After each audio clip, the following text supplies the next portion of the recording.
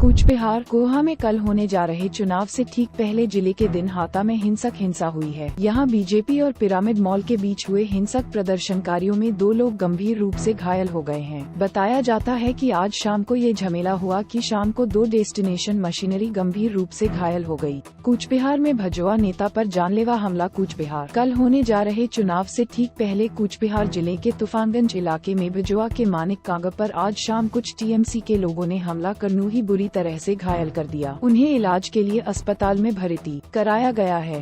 भाजपा की केयर से इस घटना के खिलाफ सड़क अवरोध कर प्रदर्शन किया गया।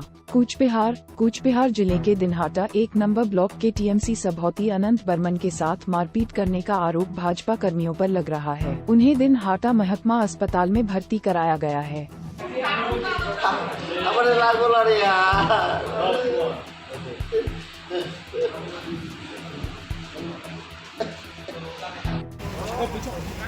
গাড়িটাকে দিয়ে ঢুকে তো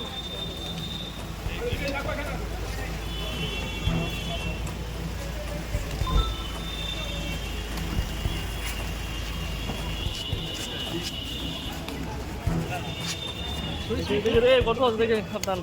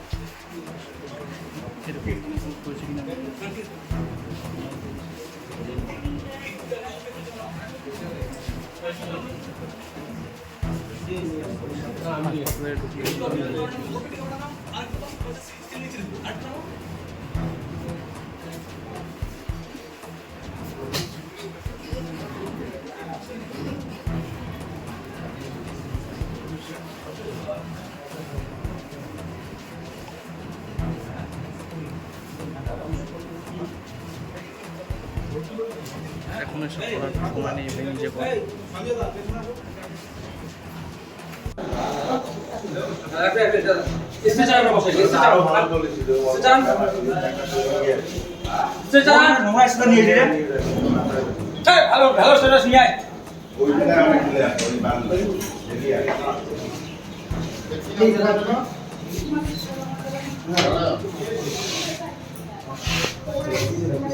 আছে আছে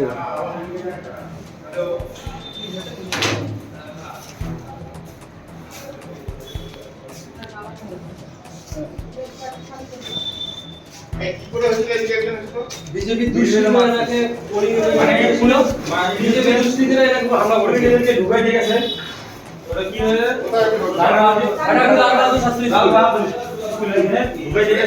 আমাদের তুফানগঞ্জ বিধানসভার 2 নং মণ্ডলের যুব সহসভাপতি, সে তার নিজস্ব বুথেই ছিল। সেখানে অতর্কিতে তৃণমূলের হারমাত, এবং আমি নাম নিয়ে বলছি, সে হলো পঞ্চায়েত সমিতির সদস্য উত্তম বর্মন। এর আগেও অনেকবার ও তাণ্ডব চালানোর চেষ্টা করেছে। আজকে বাইরের থেকে 8-10 জন লোক নিয়ে গিয়ে সেখানে একটা এমন পরিস্থিতি, উত্তপ্ত পরিস্থিতি করে, এবং তখন আমাদের কর্মীরা ওখানে ছিল এবং মানিক কুমার ওখানে ছিল। সেখানে মানিক কুমার প্রতিবাদ করতে গেলে তাকে কলার ধরে গাড়ির মধ্যে ঢোকানোর চেষ্টা করে। ওই অবস্থায় গাড়ি ছাড়া হয় এবং বন্দুকের বাট দিয়ে তার মাথার পিছনে আঘাত করা হয়।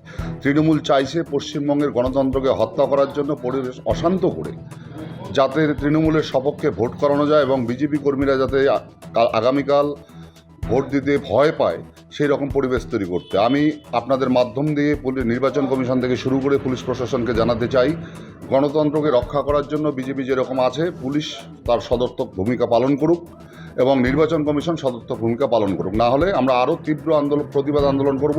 আজকে আমরা পথ অবরোধ করেছি, কালকে এর থেকে আরও বেশি তীব্র প্রতিবাদ করব। আমরা যদি রাত্রে দেখি যে ওকে গ্রেপ্তার না করা হয়, আমরা মূল আসামির নামে আমরা অভিযোগ করব। পুলিশের কাছে এটাই অনুরোধ করব, পুলিশ তাদের গ্রেপ্তার করুক। নির্বাচন কমিশনের কাছে অভিযোগ জানাবেন? এখনই অভিযোগ জানাবো, আমরা লিখছি অভিযোগপত্র। ঠিক আছে, অভিযোগপত্র লেখার পরে আমরা নির্বাচন কমিশনকে জানাচ্ছি বিষয়টা। এখন কোথায় আছে? এখন হাসপাতালে আছে, তুফানগঞ্জ মহকুমা হাসপাতাল। আমার নাম উৎপল দাস, কুচবিহার জেলা সহসভাপতি।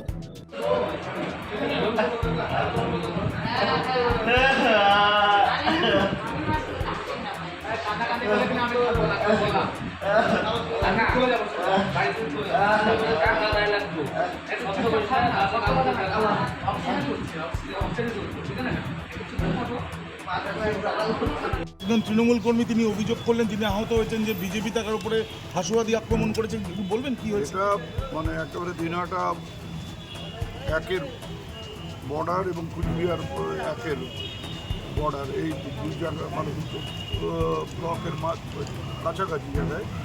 সেখানে এই আমাদের দুজন কর্মী তারা বিকেলবেলায় সন্ধ্যার মুখে মুখে ওইখান থেকে বাজারে আসছে। সেই সময় বিজেপির গুন্ডারা ওদের আক্রমণ করে, ধারালো অস্ত্র দিয়ে মাথায় আঘাত করে একজনকে। তার ভীষণভাবে ইনজিওর, 12টা সেলাই হয়েছে। তাকে এখন সিটি স্ক্যান করতে পাঠাচ্ছে ডাক্তাররা, এবং হাতেও লেগেছে। আর একজন গোসানিমারি হাসপাতালে ভর্তি আছে। এই যে পরিস্থিতি ভোটের আগের দিন এরকম হলো, ঘটনা তো আমরা বলছি তো যে ওই যে আবেদন করেছে উদয়ন গুহর মুভমেন্ট রেস্ট্রিক্ট করা হোক বা অমুক হোক, তৃণমূলের এই হোক, তৃণমূল অমুক করবে তমুক করবে বলে নিজেরা সব পরিকল্পিতভাবে গুন্ডামি করছে। এই যে দুজনকে হাসপাতালে পাঠিয়ে দেয়, তারা যাতে কালকে ভোটের দিন শুধুমাত্র এলাকায় থাকতে যেন না পারে সেটা শুধু না, তারা ভোট দিতে পারবে না, তাদের পরিবারের লোকেরা ব্যস্ত থাকবে বা অন্যদেরকে তারা সংগঠিত করে ভোট এলাকায় নিয়ে যেতে যাতে না পারে, এইসবই হচ্ছে আর কি। কর্মীদের উপর সেই কারণে আক্রমণ করা হচ্ছে। দলকে জানান এই পরিস্থিতিতে সাধারণ মানুষ ভোট দিতে আসবে আগামী। সাধারণ মানুষ, আমাদের দায়িত্ব তাদেরকে ভোট কেন্দ্রে নিয়ে গিয়ে যাতে ভোট দেয় সে ব্যবস্থা করা। এই জিনিসটা মেনে নেওয়া যায় না। বিজেপি নেতৃত্বকে কি বার্তা দেবেন? বিজেপি নেতৃত্বে জনগণ বার্তা দেবে, সে বুঝতে পারবে।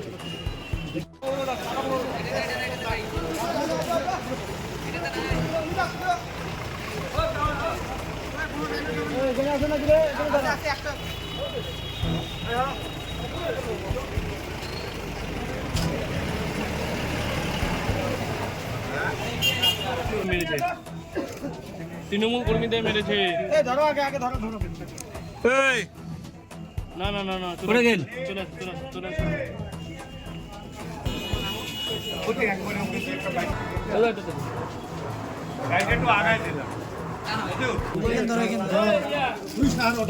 ওই দরজাটা খুলে, হ্যাঁ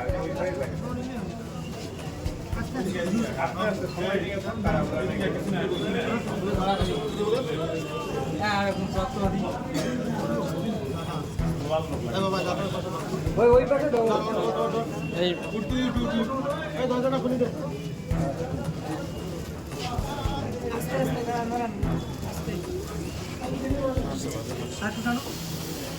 মাথাটা একটু আস্তে রাখেন, মাথাটা হাত দাও, হ্যাঁ ধরো, চল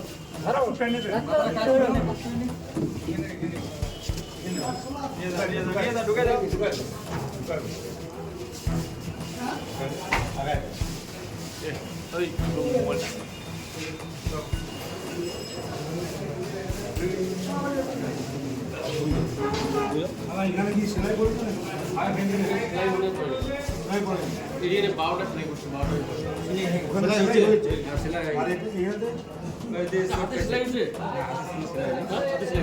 কি করে হয়েছে নাম জানেন যারা মেরেছে? এই যে আপনার নাম কি? নাম কি আপনার? এদিকে দেখান, নাম কি? নাম বলেন, নাম বলেন। হ্যাঁ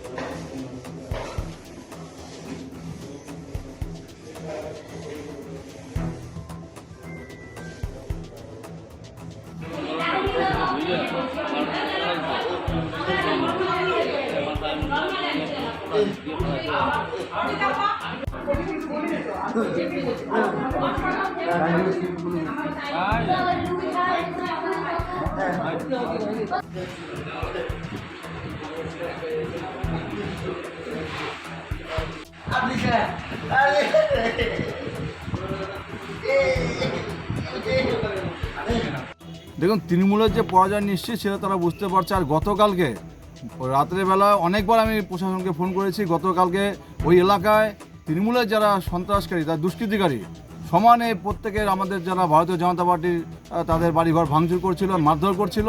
প্রশাসনকে অনেকবার খবর দেওয়ার পরে তারা কোনো পদক্ষেপ গ্রহণ করেনি।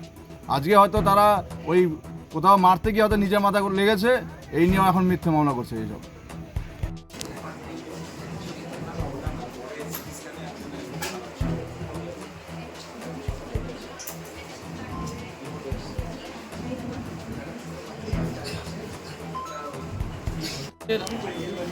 ও হচ্ছে আমাদের মানে তৃণমূল কংগ্রেসের একদম সক্রিয় কর্মী। ওকে আমরা কালকে যেহেতু ভোট ডালা এবং হচ্ছে সিল আমরা দিয়ে এজেন্টের ফর্ম দিয়ে ওকে পাঠিয়েছিলাম আমাদের বুথ সভাপতি এবং এক্স পঞ্চায়েতের বাড়িতে, যে ওখানে দিয়ে আয়। যাওয়ার সময় ওরা 2-3 জন মিলে যাইতেছিল, হুট করে কিছু বিজেপির আশ্রিত দুষ্কৃতী এসে মানে বিধম পিটন একদম রামদা দিয়ে মাথার মধ্যে ইয়ে করছে, মাথার মধ্যে 17টা না 18টা সেলাই করছে, হাতের মধ্যে চোট মারছে, একজনের এই কপালের মধ্যে একদম পুরা মানে কাটা মানে দা দিয়ে মারছে, কাটে গেছে। ও ভূষণীবাড়িতে আছে। এই হচ্ছে বিজেপির কর্ম। কতজনকে মারছে? 2 জনকে। এনার নাম কি? এর নাম হচ্ছে আজিমুদ্দিন মিয়া আর ওর নাম হচ্ছে দিলীপ বর্মা। ঘটনাটা কোথায় ঘটছে? ঘটনাটা ঘটেছিল ওই লন্ডনদরা বুধে। আপনার নাম? মতিউর রহমান। কি দায়িত্বে রয়েছেন? আমি পঞ্চায়েত সমিতির কৃষি কর্মকর্তা। বেকি কারা মেরেছে? কারা? হাসুয়া বেকি পাট কাটা বেকিগুলো আছে না? কোন দলের লোকেরা মেরেছে দাদা? কেন মারলো?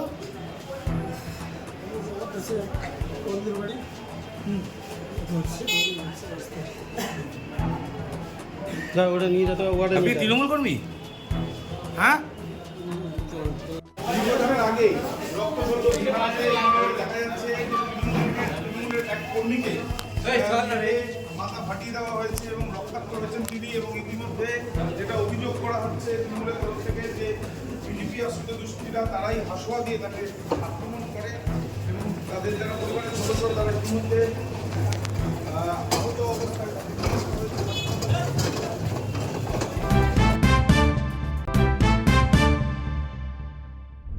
अजब गजब, सीमा हैदर की शादी कराने वाले वकील और पंडित को समन। अदालत में होना होगा हाजिर। पाकिस्तान से नेपाल के सचिन के प्यार में गिरफ्त हो अपने बच्चों समेत भारत आ गई थी, जिसके बाद भारत ही नहीं पाकिस्तान में भी बड़ा बवाल मचा था। कोई सीमा को पाकिस्तानी जासूस कह रहा था, जिसके बाद सीमा अपने प्रेमी सचिन के साथ उसके घर में रहने लगी थी।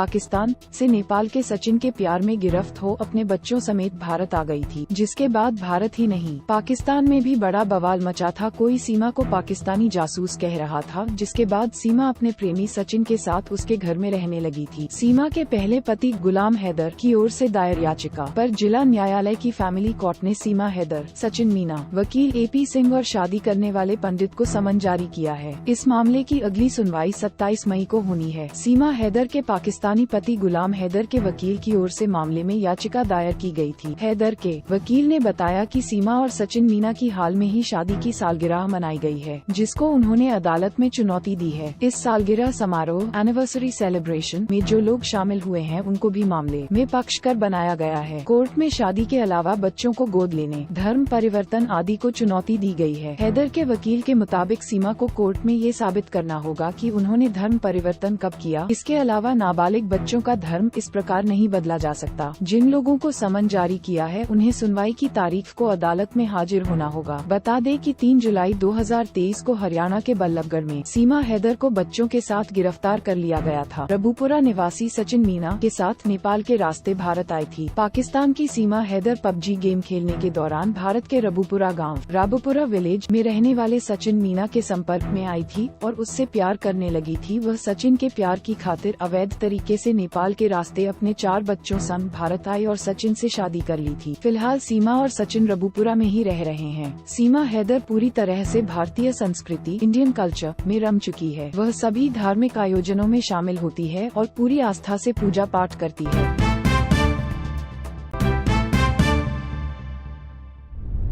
मोतिहारी मुफस्सिल थाना क्षेत्र टिकुलिया हराज पोस्ट लक्ष्मीपुर में गैस लीक होने से आग लगने पर 4 लोगों की जलने की सूचना आ रही है। वहीं आपको बताते चले कि घायल पूनम देवी उम्र 35 वर्ष पति हरिकिशोर प्रसाद, श्री भगवान कुमार उम्र 27 वर्ष पिता ध्रुव प्रसाद, आंचल कुमारी उम्र 17 वर्ष पिता हरिकिशोर प्रसाद, प्रिंस कुमार उम्र 12 वर्ष पिता हरिकिशोर प्रसाद जिंदगी और मौत से जूझ रहे हैं। मौके पर मुफस्सिल थाना पहुंचकर सभी को सरकारी अस्पताल में भर्ती कराया गया और हायर सेंटर वहां से रेफर किया गया, लेकिन हायर सेंटर नहीं पहुंचकर मोतिहारी के सरकारी हॉस्पिटल के डॉक्टर अमित कुमार के यहां जे कनक हॉस्पिटल पहुंच गया। परिजनों द्वारा बताया गया कि हमें प्राइवेट हॉस्पिटल भेज दिया गया है। तो गेलो जा रहा साझी पहन तो घर में धो लेला, बस बउआ में एथिकल सबसे देह पकड़ लेला। कय गो आदमी जल गए? 4 आदमी। के बा?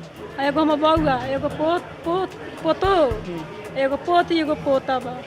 कहाँ पहले कहाँ इलाज भेल? एगो सरकारी में। फिर यहाँ के चले यहाँ लोग रातों लिया हो गए तो यहाँ लिया लो। कोई बोलक ले आवेला कि अपने लेने? बोलक तो लिया लो। के बोलक? ये मालूम नहीं कि हम बाहर रही, भीतर से लोग बोलक तो लिया। सरकारी से फिर प्राइवेट में लेने? हाँ। का नंबर अपने का? लक्ष्मी देवी। कहाँ घर? हराई टिकुलिया। भाई आग कैसे लागल, कुछ जानकारी बा? मने बरलक लो सलाई बोलक लो से ठीक हो गेल, एक बेर घर में धोल लगा आग धो लेला। हाँ। तो गैस कब उठल है? कालू उठल। हाँ, कल सवेरे उठल। यहाँ प्राइवेट में लिए नहीं है तो वो का कोई लिखित बा सरकारी से? अब तो हम मालूम, हम तो बाहर रही, ये लोग भीतर रहे। गार्जियन बा कि नहीं? जेंट्स को जाल बा? क्या हुआ, कैसे आग लगा? जैसे दोपहर का टाइम है, शकुंतला HP गैस हम उठाकर 2 बजे रख कर हम नेपाल निकल गए थे। जैसे वो लोग का शाम का टाइम हुआ, खाना बनाने का टाइम, तो गैस अब वो लोग का मालूम नहीं था लीक हो रहा है कि नहीं लीक हो रहा है, वो नहीं सकी रेगुलेटर लगाने के लिए। वैसे श्री भगवान देवर अपना भाभी हमारे देवर को बुलाई, इसके बाद उस सलाई बारी गैस ब्लास्ट हो गई। तो ब्लास्ट होने के बाद कहाँ भर्ती कराया? सरकारी सदर अस्पताल में। उसके बाद प्राइवेट हॉस्पिटल किसे आ गए? सदर अस्पताल में रेफर कर दिए। कहाँ? अब रेफर बोल दिए, जहाँ जाने के लिए रेफर कर दिए वहाँ से। आपका नाम क्या हुआ? हमारा मुकेश कुमार जैसे। औरंगाबाद में मततंत्र का महापर्व धूमधाम से मनाया जा रहा है। मतदाताओं का उत्साह चरम पर है। इस उत्साह को इस रूप में देखा जा सकता है कि 90 वर्ष की वृद्धा कुंती देवी भी अपने आप को नहीं रोक पाई और कष्ट सहते हुए भी बूथ तक पहुंची और अपना मतदान किया और लोगों से वोट देने की अपील की। इतना ही नहीं, महिलाएं और युवतियों में भी उत्साह दिखा। जहां बूथ पर महिलाएं पहुंची, वहीं अपने जीवन का प्रथम मतदान देने पहुंची युवती मीनाक्षी भी अपना पहला मत देकर काफी खुश नजर आई। जिले के मदनपुर, देव और कुटुंबा के नक्सल प्रभावित क्षेत्र के लिए CRPF, पारा मिलिट्री फोर्स एवं SSB के जवानों की तैनाती की गई है और ड्रोन कैमरे से पूरे मतदान की प्रक्रिया की निगरानी की जा रही है। औरंगाबाद में मतदान को लेकर वृद्धों में गजब का उत्साह है और वे पहले मतदान फिर जलपान के तर्ज पर चल रहे हैं। जिला परिषद बूथ पर पहुंची एक वृद्धा को देखकर इसका अंदाजा लगाया जा सकता है। वृद्धा मतदान प्रसार में कुर्सी के सहारे पहुंची, लेकिन उसको देखते ही सुरक्षा में लगे एक जवान ने तुरंत व्हील चेयर लाकर उन्हें बैठाया और मतदान केंद्र तक पहुंचाया। लोकतंत्र की खूबसूरत तस्वीर यही है। औरंगाबाद के टिकारी विधानसभा के चतुरी बिगहा में EVM में आए खराबी, तकनीकी टीम लगी सुधार करने में।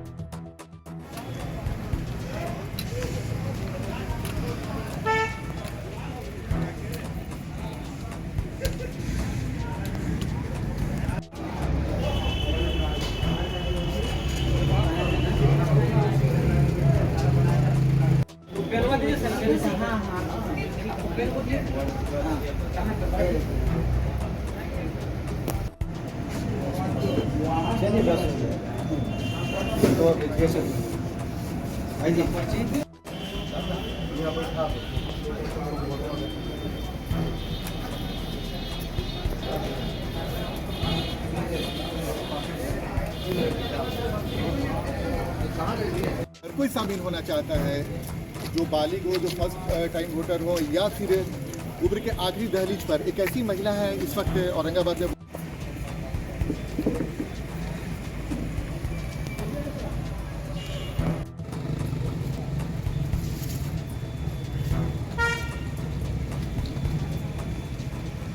फिर भी वोट डालने पहुंचे। क्या करे, बेकारी के।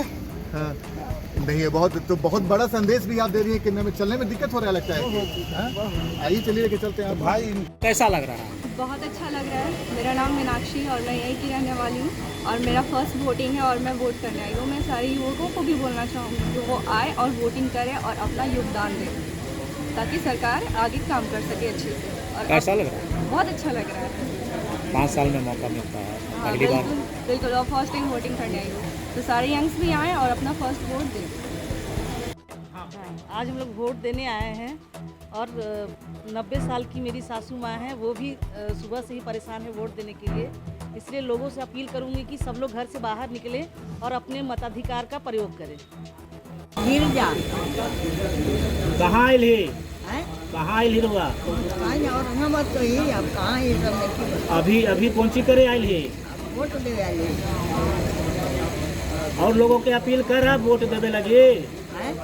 अपन उम्र के लोग के अपील करब रुआ का कुछ संदेश करूँ रुआ बोलो। अब करता थी ना करता थी सबके कैसे कहे अपन के नहीं न लेकिन संदेश दे दूँ रुआ सबके बुला दे लोगों थोड़ा नीचे करो फिर अंदर। अपने अपने कि लड़कन वोट देकर कैवा वोट दी थी कई बार हो गई रुआ अभी तक? अब क्या है कागज पर वो सब है कि ना खाना में रुआ उमर 90 वोट देने आए हैं, क्या सोच के आए हैं? क्या सोचेंगे बाबू। आप इतनी बूढ़ी हैं चल के आई हैं। हाँ बाबू लोग के आशीर्वाद हम लगा। लोगों को क्या संदेश देना चाहते हैं? अच्छा संदेश देना चाहते हैं कि सब कुछ अच्छे से रहे और अपील भी कीजिएगा वोट देने के लिए सबको। हाँ बोल देंगे हाँ बोल देंगे। आप बोल दीजिए सबको आने के लिए। हाँ बोल देंगे। इतनी उम्र में आप यहाँ पर आई हैं, 90 वर्ष की हैं और लोगों से कहिए कि हम आ गए हैं तो आप लोग भी आइए। क्या अपील कीजिएगा लोगों से वोट देने के लिए? बोलेंगे कि भाई जाइए बाबू लोग के जिताइए, खुशी मनाइए और क्या कहेंगे। आने में परेशानी भी हुई? हाँ परेशान तो थोड़ा हुआ ना, चल नहीं पाते हैं ना। जी जी। बहू पकड़ के ले आई। उंगली दिखाइए। कौन उंगली दिखाई?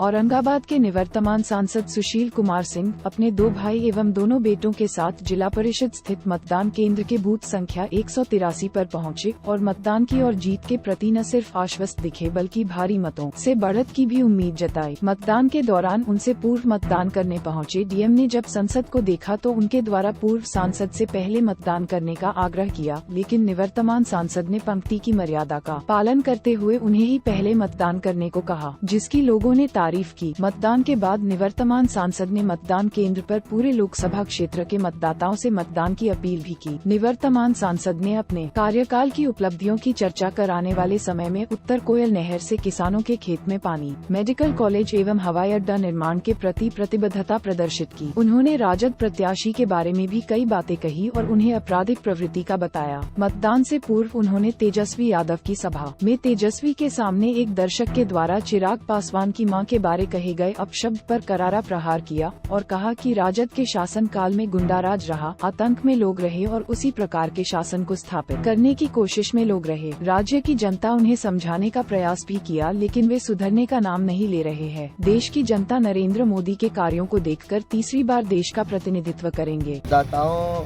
से मैं यही अपील करना चाहूँगा, निवेदन करना चाहूँगा कि हमारे मतदाता राष्ट्र के नाम पर वोट करें, विकास को देखते हुए वोट करें। गरीब कल्याण, किसान, युवाओं, महिलाओं के लिए मोदी सरकार ने जो काम किया है, जो योजनाएं चली हैं, देश के करोड़ों लोग जिससे लाभान्वित हो रहे हैं, उनको देखते हुए और आगे देश को बढ़ाने के लिए, देश को आत्मनिर्भर बनाने के लिए मोदी जी के तीसरे कार्यकाल में भारत दुनिया की तीसरी आर्थिक महाशक्ति बने और 47 तक भारत विकसित राष्ट्र बने, इन चीज़ों को देखते हुए हमारे आदरणीय मतदाता मतदान करें। राष्ट्रवादी सभी आदरणीय मतदाताओं से यही है, सब लोग राष्ट्र के नाम पर वोट करें, विकास को देखकर वोट करें, गरीब कल्याण को देखते हुए वोट करें। और मुझे लगता है कि लोगों में जिस तरह से राष्ट्रीयता का भाव है, राष्ट्र के लिए लोग वोट कर भी रहे हैं। तेजस्वी की सभा में जिस तरह से गाली गलौज का उपयोग किया गया था, देखिए, मुझे कोई आश्चर्य नहीं होता जब राष्ट्रीय जनता दल के लोग गाली गलौज, अपशब्द या अमर्यादित भाषा का प्रयोग करते हैं। उनका कल्चर ही यही है। वो इसी तरह का काम करके अभी तक एन कैन प्रकार किसी तरह से सत्ता में आए, तो उनकी मानसिकता बदलने वाली नहीं है, ना ही उनकी सोच बदलने वाली है। 15 साल बिहार के अंदर गुंडा राज रहा, आतंक का राज रहा। फिर से वो लोग उसी शासन को लाना चाहते हैं, लेकिन बिहार की जनता ने उन्हें एक नहीं अनेक बार नकार दिया है।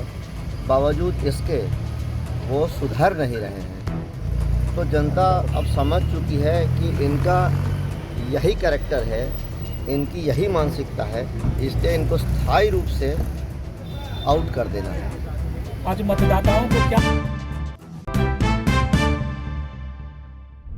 सिंदरी विगत 16 तारीख को सुबह में रंजीत रवानी पिता अशोक रवानी पता कुसमाटौर धनबाद बलियापुर अपने पत्नी के साथ धनुवाडी ओपी आए तथा बताए कि बीती रात को छलछलिया धौडा से तिलक समारोह में शामिल होकर अपने घर बलियापुर की तरफ जा रहे थे। उसी क्रम में उनका पीछा एक काला रंग का स्प्लेंडर पर सवार 03 लोगों के द्वारा किया जाने लगा। पीछा करने के क्रम में उक्त तीनों लोगों के द्वारा रंजीत रवानी का बाइक को धनुवाडी O0P0 क्षेत्र अंतर्गत लालटेनगंज से करीब 100 मीटर शून्य की दूरी पर अचानक से बाइक के आगे आकर रुकवा दिया गया, जिसके पश्चात उन तीनों लोगों के द्वारा रंजीत रवानी एवं उनके पत्नी से मोबाइल, चैन तथा 5000 रुपया छीन लिया गया। छीनने के बाद वे लोग माइंस की तरफ भाग गए। इस संबंध में रंजीत रवानी पिता अशोक रवानी पता कुसमावट के द्वारा दिए गए लिखित आवेदन के आधार पर तीसरा धनुवाडी O0P0 पांड सम 24/24 16 अप्रैल 2024 धारा -392 भाव 0.0V0 दर्ज किया गया। उक्त कांड की गंभीरता को देखते हुए सिंदरी डीएसपी के निगरानी में एक टीम गठित कर त्वरित अनुसंधान,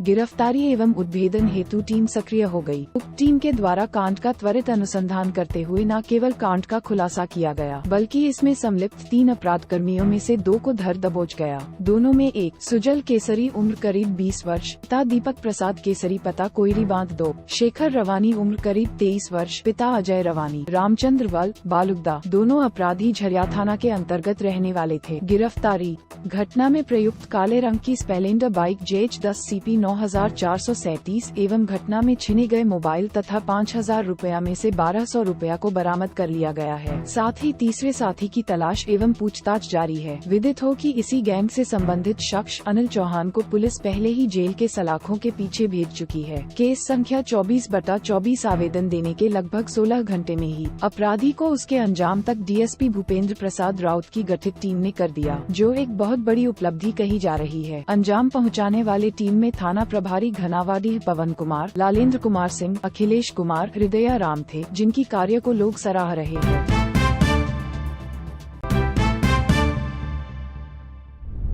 एनडीए प्रत्याशी शांभवी चौधरी ने किया नामांकन। लोजपा उम्मीदवार ने कहा, आज से जनसंपर्क अभियान शुरू करेगी, जनता से जा रहे मिलने। प्रियांशु कुमार, समस्तीपुर, बिहार। समस्तीपुर सुरक्षित लोकसभा क्षेत्र से एनडीए प्रत्याशी के रूप में लोजपा रामविलास उम्मीदवार शांभवी चौधरी ने अपना नामांकन दर्ज किया। नामांकन के दौरान उनके साथ राज्यसभा सांसद रामनाथ ठाकुर, महिला आयोग की अध्यक्ष अश्वमेध देवी, जदयू जिला अध्यक्ष दुर्गेश राय शामिल हुए। उन्होंने निर्वाचन पदाधिकारी जिला अधिकारी योगेंद्र सिंह के समक्ष अपना नामांकन भरा। लोगों का मिल रहा है आशीर्वाद। नामांकन दाखिल करने के बाद बाहर निकली एनडीए प्रत्याशी शांभवी चौधरी ने कहा कि उन्होंने अपना नामांकन कर लिया है। उनके दल के राष्ट्रीय अध्यक्ष चिराग पासवान समस्तीपुर में है। उन्हीं की सभा में वह शामिल होने के लिए जा रही है। उन्होंने कहा कि समस्तीपुर में उन्हें प्यार और सम्मान मिल रहा है। इस मौके पर उन्होंने लोगों से आशीर्वाद भी मांगा और विक्ट्री सीन भी दिखाया। शांभवी चौधरी ने कहा कि चिराग पासवान की सभा के साथ ही वह आज से विधिवत जनसंपर्क अभियान शुरू करेगी। शांभवी चौधरी प्रत्याशी।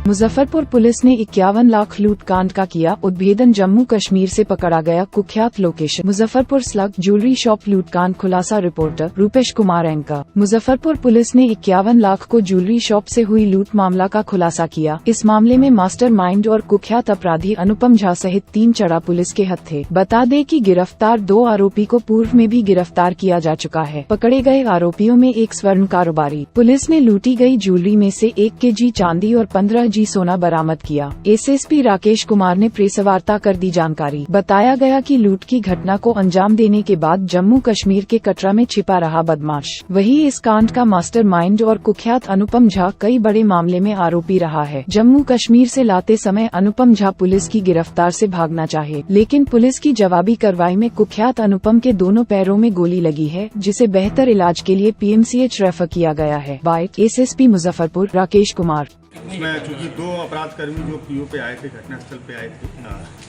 उनकी गिरफ्तारी नहीं हो पाई है।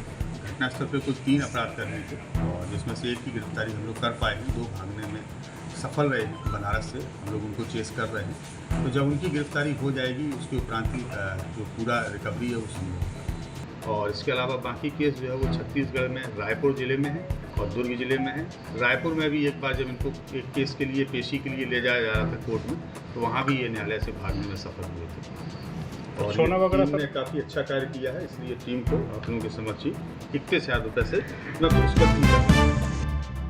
मुजफ्फरपुर पुलिस ने 51 लाख लूट कांड का किया उद्भेदन। जम्मू कश्मीर से पकड़ा गया कुख्यात location. Muzaffarpur slug jewellery shop लूट कांड खुलासा। Reporter Rupesh Kumar anchor. Muzaffarpur police ने 51 लाख को ज्वेलरी शॉप से हुई लूट मामला का खुलासा किया। इस मामले में मास्टरमाइंड और कुख्यात अपराधी अनुपम झा सहित 3 चढ़ा पुलिस के हाथ थे। बता दें कि गिरफ्तार 2 आरोपी को पूर्व में भी गिरफ्तार किया जा चुका है। पकड़े गए आरोपियों में एक स्वर्ण कारोबारी। पुलिस ने लूटी गई ज्वेलरी में से 1 kg चांदी और 15 G सोना बरामद किया। एसएसपी राकेश कुमार ने प्रेस वार्ता कर दी जानकारी। बताया गया कि लूट की घटना को अंजाम देने के बाद जम्मू कश्मीर के कटरा में छिपा रहा बदमाश वही इस कांड का मास्टरमाइंड और कुख्यात अनुपम झा कई बड़े मामले में आरोपी रहा है। जम्मू कश्मीर से लाते समय अनुपम झा पुलिस की गिरफ्तार से भागना चाहे, लेकिन पुलिस की जवाबी कार्रवाई में कुख्यात अनुपम के दोनों पैरों में गोली लगी है, जिसे बेहतर इलाज के लिए PMCH रेफर किया गया है। Bite SSP Muzaffarpur Rakesh Kumar.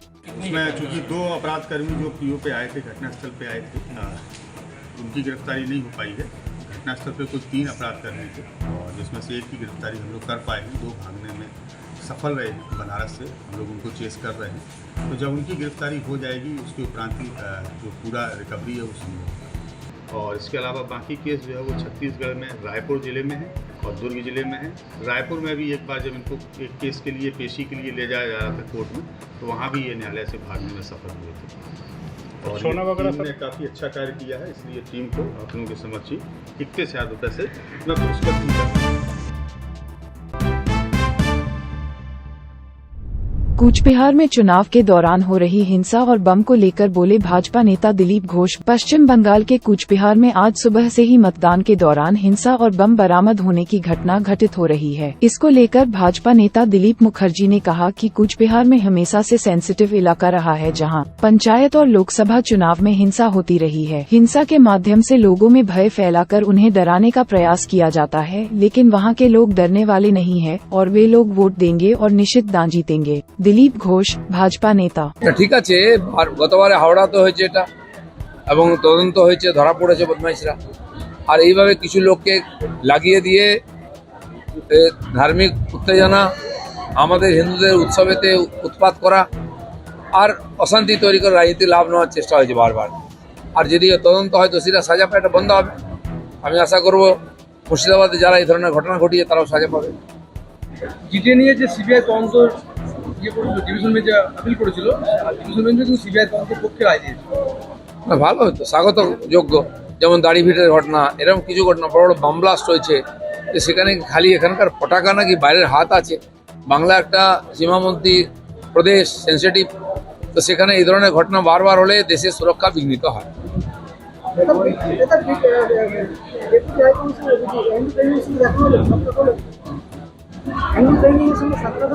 হ্যাঁ, ব্রিটিশ হাই কমিশনার এসেছিলেন আমার বাড়িতে, সংযোগবশত কাল জন্মদিনে ছিল, শুভেচ্ছা দিলেন।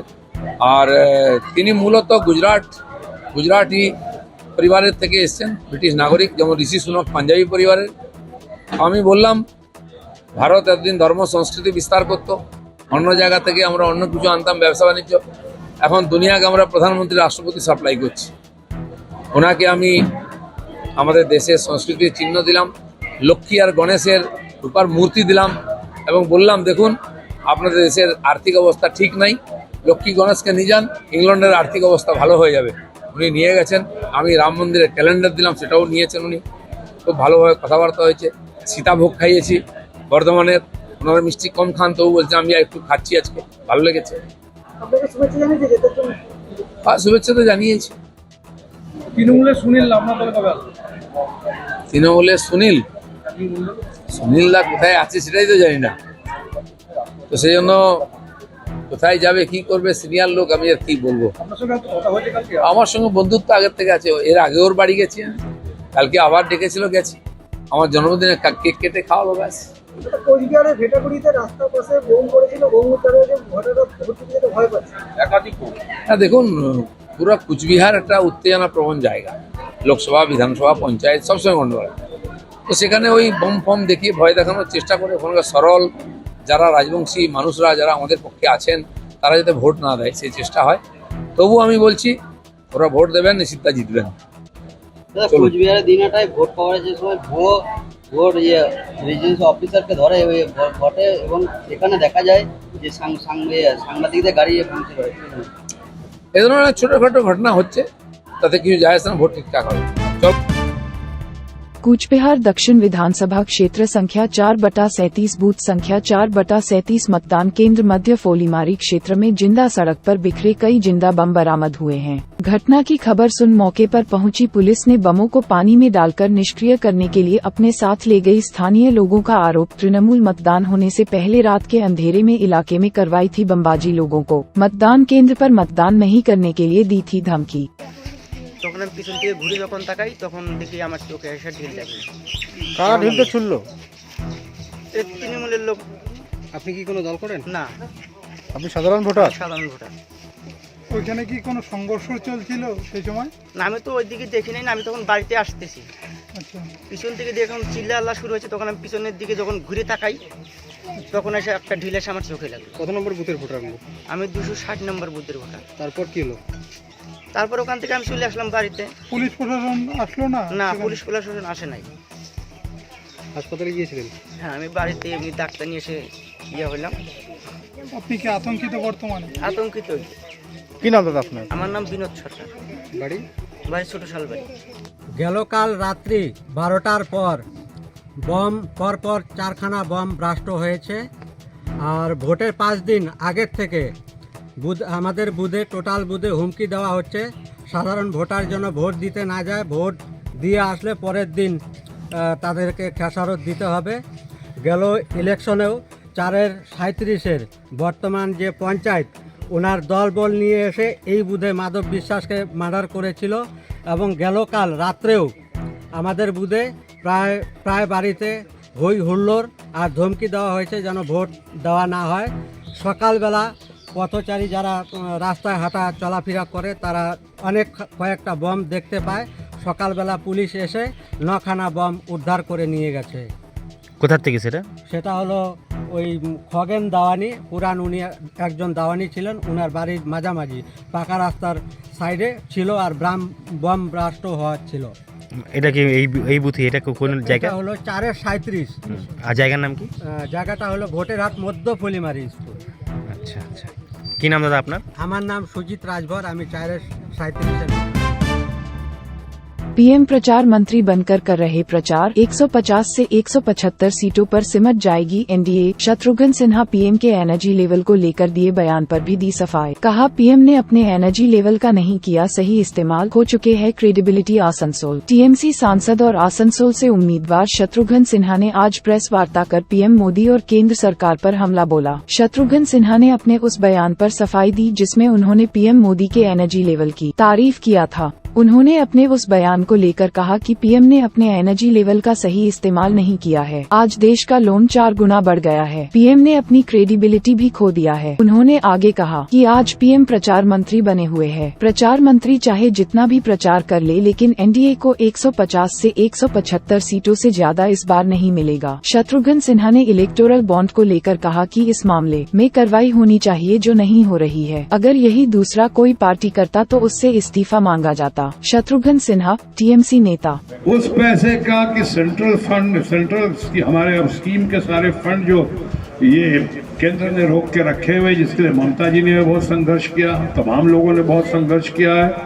पहले वो फंड हो जिसके लिए हम कह रहे हैं कि साडा हक इत्थे रख, हमारा पैसा है, हमारे गरीबों का पैसा, हमारे डेवलपमेंट का पैसा, हमारे विकास का पैसा है, हमारे ग्रामीण क्षेत्र का पैसा है, वो आप कैसे रख सकते हो? रोका हुआ है। पहले उस पैसे को हासिल करना, उसके बाद जो हमारे सीएम फंड का हो, पीएम फंड का हो, चाहे जैसा फंड आप बता रहे हैं, जो पैसा आया है या मिलेगा, हम उसका सदुपयोग करेंगे। विशेषकर हम बंगाल की जनता के लिए, ग्रामीण जनता के लिए, यहाँ के युवाओं के लिए, यहाँ की महिलाओं के लिए, किसानों के लिए हम जरूर भरपूर उसका इस्तेमाल करेंगे। Thank you. जो हुआ है जिसके जरिए वो है इलेक्ट्रल बॉन्ड घोटाला। इलेक्ट्रल बॉन्ड घोटाला पे आप लोग जितना रोशनी डालेंगे, मैं समझता हूँ वो देश की जनता के लिए, आवाम के लिए, और आप समझ सकते हैं समाज के लिए और समाज के डेवलपमेंट के लिए वो पैसा बहुत ज़रूरी है। और इस घोटाले को उजागर करना बहुत ज़रूरी। इतना याद रखिए, यही घोटाला एक्सटॉर्शन रैकेट अगर किसी और सरकार ने किया होता, विपक्ष ने किया होता, आप खुद ही बताइए क्या हालत होती। उसके इस्तीफा मांगा जाता, उसको इस्तीफा दो, ये करो, वो करो, कानूनी कार्रवाई करो। यहाँ पे क्यों नहीं हो रहा है? जबकि संविधान का कोई इतना बड़ा उल्लंघन हुआ है और सुप्रीम कोर्ट ने कहा है कि अनकॉन्स्टिट्यूशनल है। तो जो लोग इसका पहले जवाब नहीं दे रहे हैं, जो लोग इसके जिम्मेदार हैं, उन पे कार्रवाई होनी चाहिए। और मैं समझता हूँ कि आज के दिन खासकर मीडिया का इस पे फोकस होना चाहिए, इस पे दबाव होना चाहिए। दूध का दूध और पानी का पानी होना चाहिए। Thank you. কখনো এরকম রেসপন্স আমি দেখিনি। সবাই ছিলেন আমার সঙ্গে, ইনিও ছিলেন, ভোলাবাবু ছিলেন, হরেরামজি ছিলেন, আমার নরেনবাবু ছিলেন, বিধান ছিল, কালকেও অনেকবার করেছি। আর যা দেখেছি রেসপন্স, সেই রেসপন্সের বেস করে আমি বলছি কি এইবার যা হবে 400 পার হবে না, 2004 এর রেজাল্ট হবে। Thank you. একটু আগে এসে বলুন তো কি বলছেন আপনি?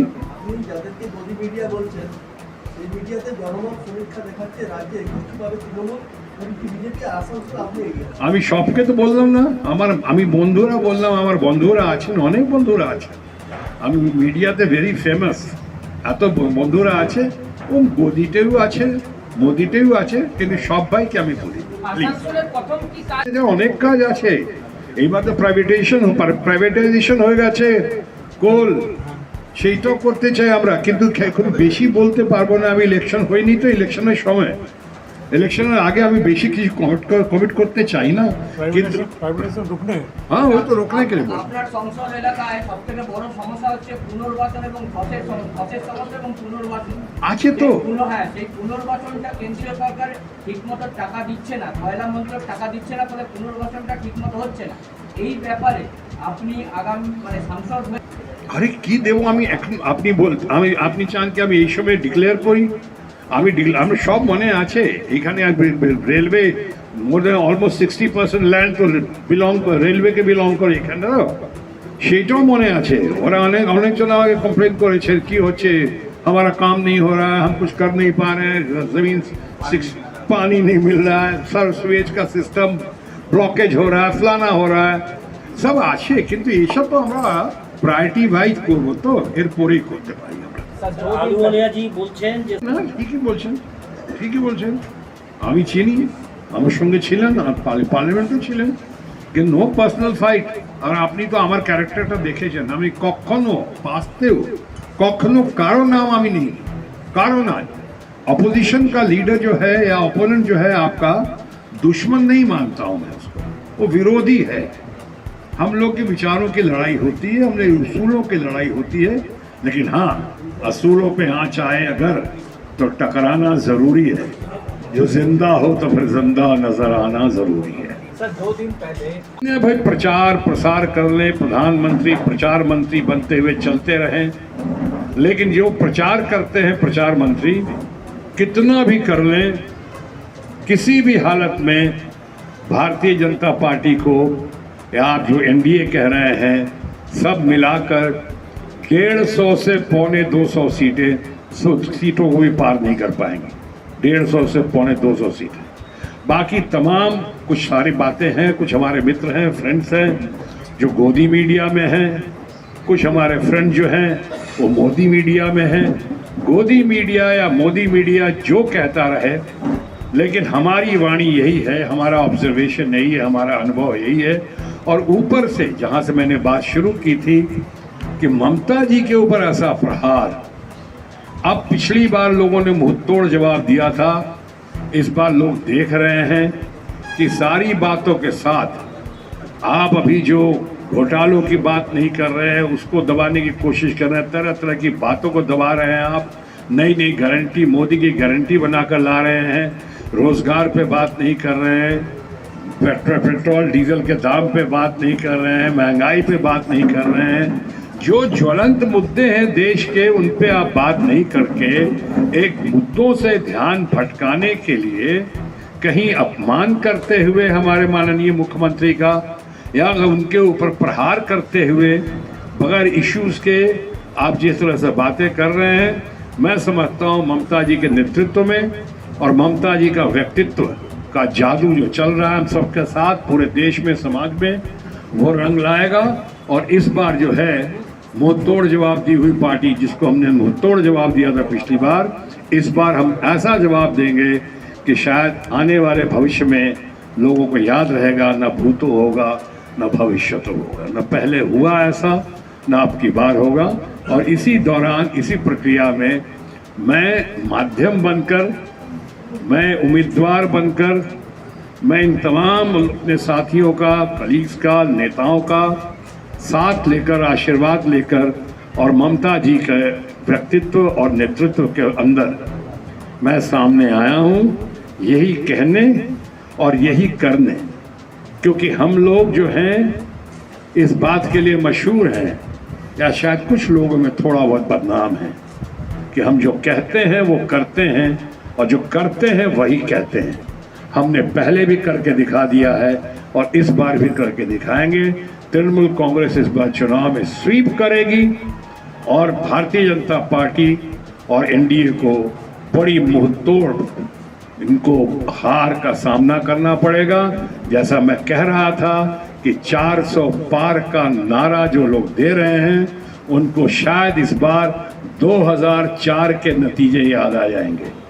नया चेहरा, नई लीडरशिप, नई बातें, समाज नई दिशा में, लेकिन सही दिशा में 2004 के नतीजे लेकर आएगा, जैसे कि मनमोहन सिंह जी आए थे और जैसे नई बातें हुई थी उस वक्त। इस बार भी उसी की पूरी संभावना ही नहीं, मुझे पूरा यकीन है।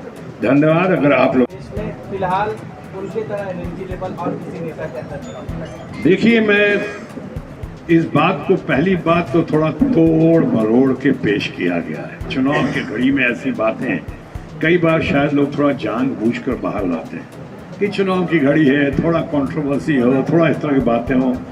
मैं पूरे दमखम के साथ कहता हूँ कि मैं तृणमूल कांग्रेस का एक अहम हिस्सा हूँ। मैं तृणमूल कांग्रेस का सिपाही हूँ या फिर तृणमूल कांग्रेस का सिपाह सालार हूँ। मैं ममता बनर्जी के साथ हूँ, ममता बनर्जी और उनकी टीम के साथ ही रहूँगा मैं। और मेरा कोई ऐसा इरादा नहीं है कि मैं अपने ममता बनर्जी जी को या अपनी पार्टी को या अपने तृणमूल कांग्रेस को किसी तरह की कोई बात करके ठेस पहुँचाऊँ। और दूसरी बात, आपने कहा किसी के एनर्जी लेवल की अगर हमने तारीफ की, अगर आपको दिखता है तो साथ साथ ये भी जोड़ना चाहूँगा कि बहुत दुख के साथ कहना पड़ रहा है कि उन्होंने अपनी एनर्जी का सही रास्ते में इस्तेमाल नहीं किया है। उस एनर्जी का इस्तेमाल किया है, आज देश 4 गुना से भी ज़्यादा कर्जदार हो गया है। आज भारतवर्ष पे जो कर्जा है, तमाम प्रधानमंत्रियों ने मिलकर इतना कर्जा नहीं लिया था या देश के लिए, जो उससे 4 गुना से ज़्यादा कर्जा ले चुके हैं। आज इनकी एनर्जी है तो सारी एनर्जी जा रही है अपने झूठ या अपने जुमलों को संभालने में, जुमलों को बचाने में। गारंटी मोदी की दे रहे हैं, पहली सारी गारंटी को भुला देने में, या लोगों से कह के कि नहीं वो भूल जाइए, वो जुमला है, अब हम नई गारंटी लेके आए। अपनी विश्वसनीयता माननीय प्रधानमंत्री जी खो चुके हैं, क्रेडिबिलिटी खो चुके हैं, उनकी बातों पे कोई विश्वास नहीं कर रहा है, इसलिए सारी एनर्जी का सदुपयोग या दुरुपयोग वो कर रहे हैं अपनी खामियों को, अपनी कमियों को, अपने गलत जुमलों को, अपने गलत वायदों को छुपाने में, बचाने में और खुद को संभालने में।